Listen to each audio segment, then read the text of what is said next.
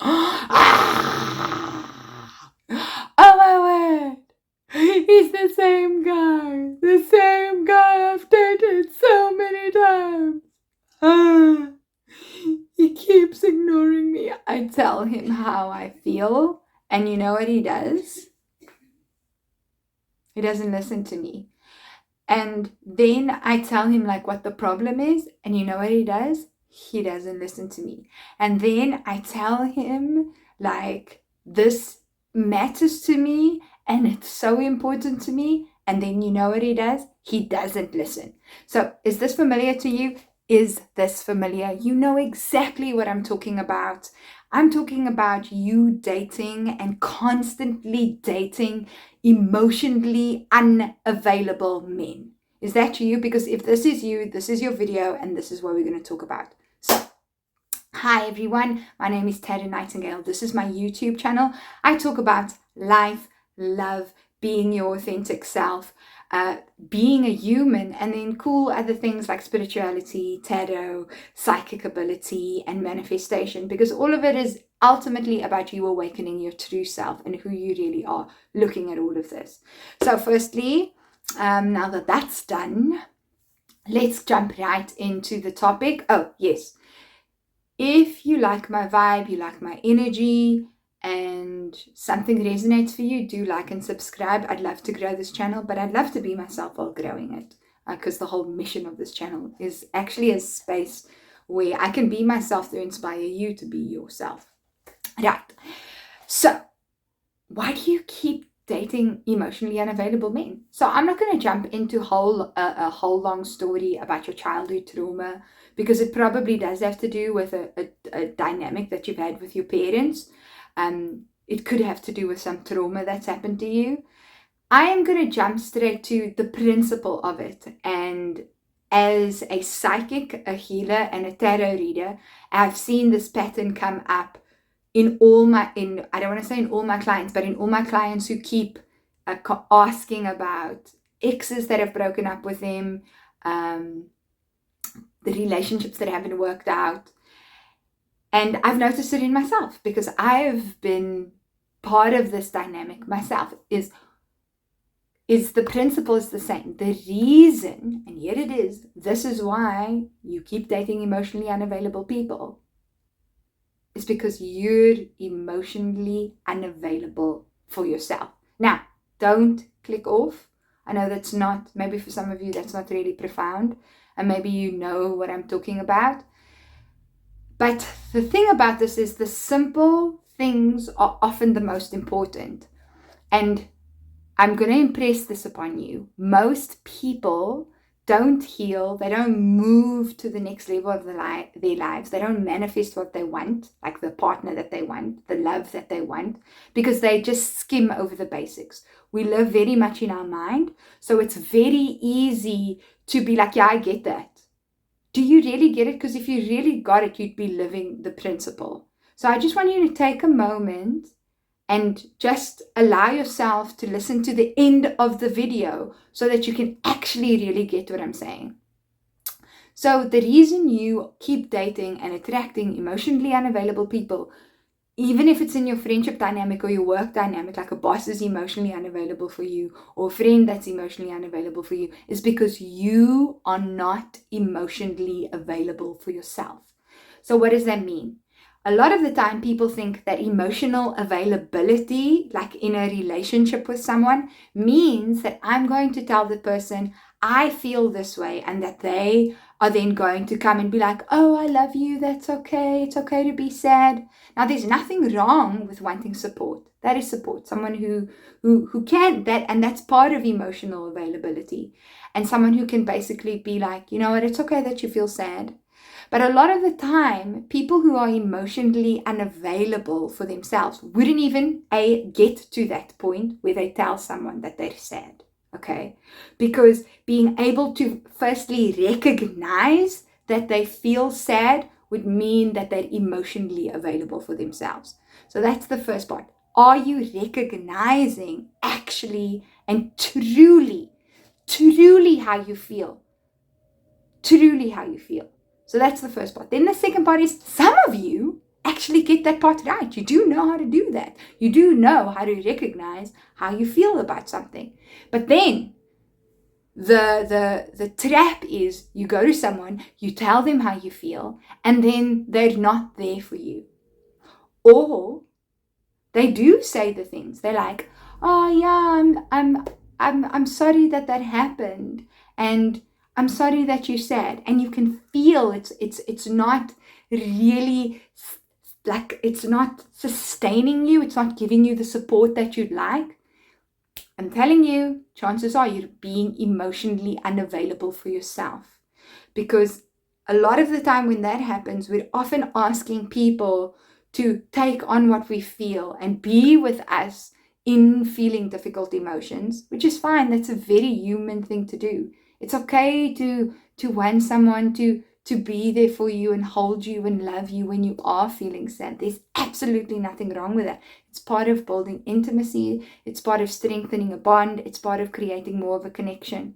But the problem lies in, are you doing that for yourself? Now, I'm not doing this to shame you or to try and trigger you or make you feel bad about yourself, but I'm really asking it because chances are, if you keep attracting someone who can't be there for you the way that you want to be there, them to be there for you emotionally, is because you're not meeting yourself there. So that begs the question, what does it mean to meet yourself there, to be emotionally available for yourself? So as I've mentioned, first thing is, dude, you've got to recognize how you feel. How do you really feel? So if you feel sad, it's to be able to go like, yeah, I feel sad. And to give yourself permission to feel that. It's that simple. You don't need to justify, to question, to argue. You just need to give yourself permission to be in that state. That's it. Where people go wrong with this is they're like, okay, I'm sad, but then they get indulgent. And there's a difference between allowing yourself to be in an emotional space versus indulging in the space and creating more of it. And a lot of the time, people who are not emotionally available for themselves go to someone else, ask them to be there for them, but in a way where if the person isn't doing it the way that they want them to do it, they start going, oh, you don't care about me. You don't see how I'm feeling. And create more of a story out of that same emotion. I know this can be highly triggering, but if this is something you want to heal, you've got to be honest and truthful with yourself. So then that's where we start getting indulgent in our emotions. A healthier response would be, if someone can't give you what it is that you want, for you to recognize, actually, this person isn't giving me what I need right now. I'm actually asking for something from this person, and it is clear that it is not satisfying me. And then you've got to give yourself permission to feel that too, because now you're feeling sadness and now you're feeling that dissatisfaction. And you got to be okay with that. So you got to allow yourself to be like, okay, I am feeling this, and that is fine. And then what do? You go and sit with both of those feelings. You, not someone else, you. You need to do that at some point. Because you can phone and call as many friends as you like, and they can be there for a little bit and help you hold something. But being emotionally available for yourself means that you've got to feel your stuff, and someone else can't feel those things for you. People try. They do. There's many ways that they do, and I can talk about that in another video. Let me know in the comment section if you want me to. But the point is for you to not do that. For you to feel safe in your own body, you've got to be able to feel what is going on in this body. And your emotions are not felt over there, like outside your body. Your emotions are happening here. They're happening in this vessel. And part of respecting this vessel is being available for what is going on with this vessel. If someone cut your arm and you were bleeding, you'd go to the doctor and you'd get stitches if necessary. So if your heart is sore and it's hurting, what are you going to do? You've got to feel that. You've got to feel it, right? Even if you go to the doctor and the doctor gives you stitches, you're still going to have to look after it. You're still going to have to go home. You're still going to have to be with it. You're going to have to make sure that you don't bump that cut into something else. You're going to have to take care of it. The same way you can feel something. You can go to a friend. You can go to a healer. You can go to a psychologist, whoever. But they cannot feel it for you. It's just the truth. They can't. Only you can feel your emotions. And that is really what emotional availability is you being able to A, recognize how you're feeling, B, give yourself permission to feel that, and then C, feel it, be present with it, and allow it to be without getting indulgent in that. And then a fourth step could be, okay, so once you've felt this, can you shift that from your body? Can you go for a walk? Can you write in your journal a little bit? Can you sit outside in the sun? Can you meditate? Can you do some breath work? Can you be creative? But that step comes as a nourishing act rather than a distractory act. Make sense? And there's a difference between those two. So, why are you attracting emotionally unavailable people? Because you're not being emotionally available for yourself.